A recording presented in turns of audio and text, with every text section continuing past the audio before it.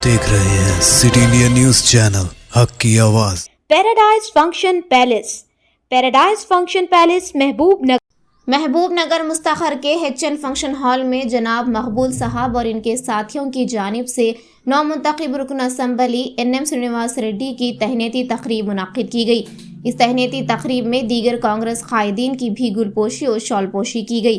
इस मौके पर NM श्रीनिवास रेड्डी ने मुखातिब करते हुए कहा कि शहर महबूब नगर की तरक्की के लिए मैं जिद्दोजहद करूंगा और कहा कि बेरोजगार नौजवानों के लिए रोजगार के इक़दामात करूंगा।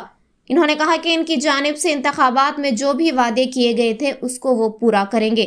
इस मौके पर TPCC secretary NP Venkatesh, Mohammed Sadat Ali, Mohammed Idris, Mohammed Fazal, Syed Arshad, doctor Khaliq, Mohammed Jani, Mohammed Maqbool, Mohammed Sarwar, Abdul Aziz, Mohammed Kaleem, Khwaja Azmat Ali, Mohammed Fayaz, Shah Faisal, Ghulam Zaheer के अलावा दीगर कांग्रेस कायदीन मौजूद थे।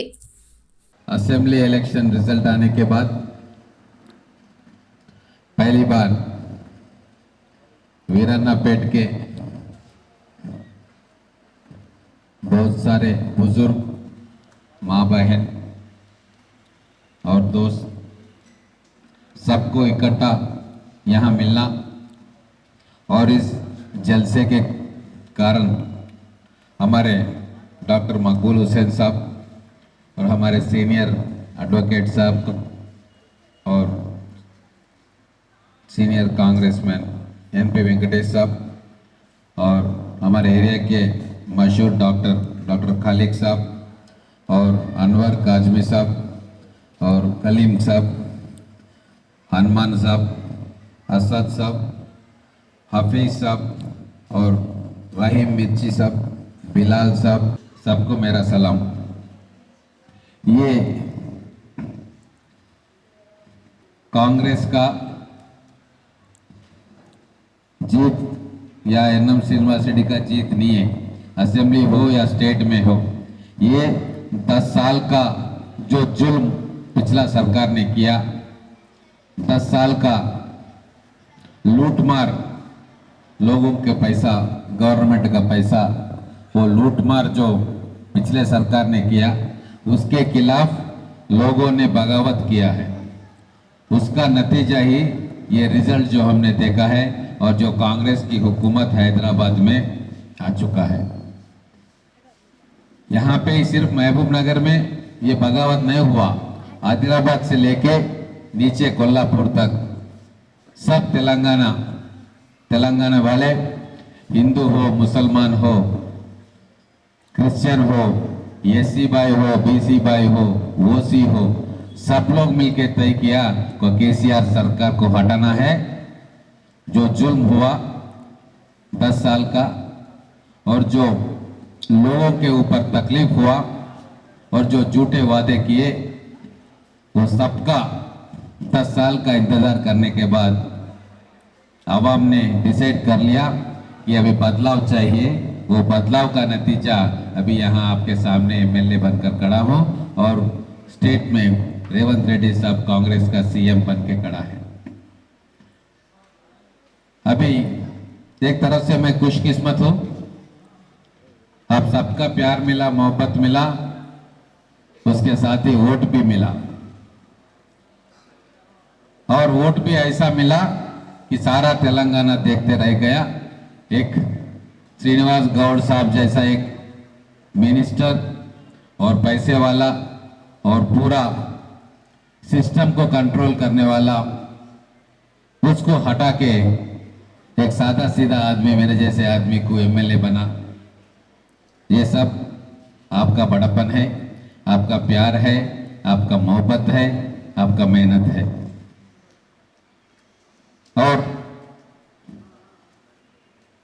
खासकर यहाँ पे ये इलाका भी 90% माइनॉरिटीज रहते हैं यहाँ पर और ये जलसे में भी खासकर माइनॉरिटी भाई हैं।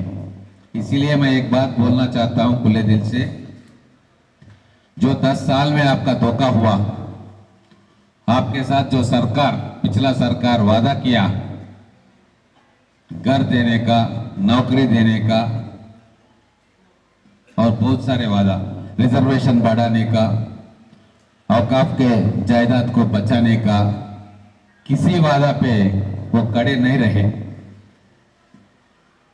मगर कांग्रेस पार्टी और ये गवर्नमेंट जो वादा किया है, जो मैनिफेस्टो में रखा है और जो खासकर 6 गारंटी गरीब के लिए वो दिया है, उसके ऊपर अटल है और उसको इम्प्लीमेंट करने का काम भी शुरू किया है। आप तो जानते हैं आरटीसी बस में महिला को फ्री बोल के हमारे 6 गारंटी में था, वो इम्प्लीमेंट हो गया है। बहुत सारे लोग अपने बहन अपने माताएं इसका इस्तेमाल भी करते होंगे। और हमारा एक अभियान चल रहा है, सारे वार्ड में म्युनिसिपल ऑफिसर सारे और एप्लीकेशन फॉर्म्स आपसे भरवा रहे, ताकि वो 6 गारंटी में आप जिसके भी स्कीम में एलिजिबल है जरूर वो स्कीम आपको मिलेगा। इसके लिए डाटा बैंक बना रहा है गवर्नमेंट, तो आप इसका इस्तेमाल करने के कर लीजिए। और यहाँ इलाके में 5 तारीख है ना, 5 तारीख है। मैं यहाँ बैठे सारे बुजुर्ग और कांग्रेस लीडर्स और बाकी लोगों को ये बताना चाहता हूँ, घर घर आप जाके फॉर्म्स दे दीजिए। आप ही खुद फॉर्म्स भर के वो लोग को, अगर कोई नहीं भर सके तो उसका भी फॉर्म आप भर के वहाँ म्यूनसिपालिटी ऑफिसर्स को देना है, क्योंकि आगे चलते हुए ये कंप्यूटर में फीड हो जाएगा और ऑटोमेटिकली जो बेनिफिशियरीज होंगे उसको जब गवर्नमेंट एक स्कीम इंट्रोड्यूस करना चाहता है तब वो ऑटोमेटिक आपका नाम उसमें आएगा। इसीलिए आप भी थोड़ा अलर्ट रहना, ये मेरा गुजारिश है। और डेवलपमेंट की बात, महबूब नगर में खासकर वीरान्नापेट इलाका डेवलपमेंट से बहुत दूर है, ये तो सब जानते हैं। ये वीरान्नापेट इलाका बहुत पहले से भी एक वोट बैंक के नजरिए से देख रहे थे पॉलिटिशियंस और पार्टीज, इसीलिए यहाँ ज्यादा जोर नहीं दिया। पिछले 10 साल में भी जो रेलवे ट्रैक के उस तरफ जो डेवलपमेंट हुआ, जैसे हमारे वेंकटेश साहब बोलता है हमेशा, रेलवे ट्रैक के इस तरफ उतना डेवलपमेंट नहीं हुआ। और डंपिंग यार्ड का मसला भी बहुत साल से चल रहा है।